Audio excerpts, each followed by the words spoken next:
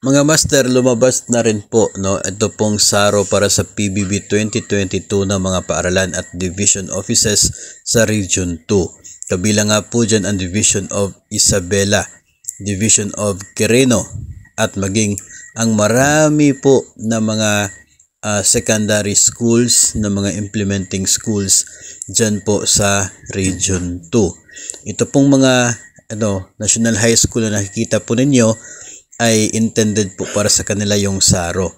Tapos yung mga division naman po na nabanggit, division of, ganun po ay para po yan sa mga elementary personnel at sa mga secondary teachers na hindi po implementing school or autonomous yung kanila pong paaralan. So, congrats para po sa mga personnel dyan po sa Region 2 dahil kayo po ang nagwagi dito po sa mga paghihintay natin sa SARO, kayo po ang nauna.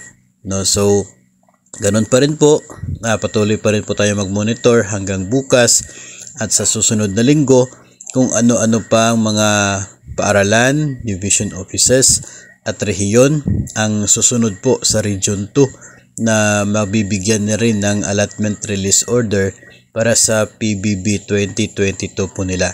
So pagkatapos po nito ay aabangan po yung notice of cash allocation na darating po sa inyo pong mga paaralan nang sa ganun ito po ay maging available na at pwede na po nilang bayaran yung PBB 2022 para po sa mga lahat ng mga eligible personnel po. So bukas, other agencies, other regions, yung abangan po natin, hopefully ay mayroon po madagdag sa listahan at marami po ang sasaya at mag-e-expect na malapit na ang PBB after po ng kanila pong SARO. Patuloy po tayo mag-monitor at make sure na kayo po ay nakatutok dito po sa atin pong channel.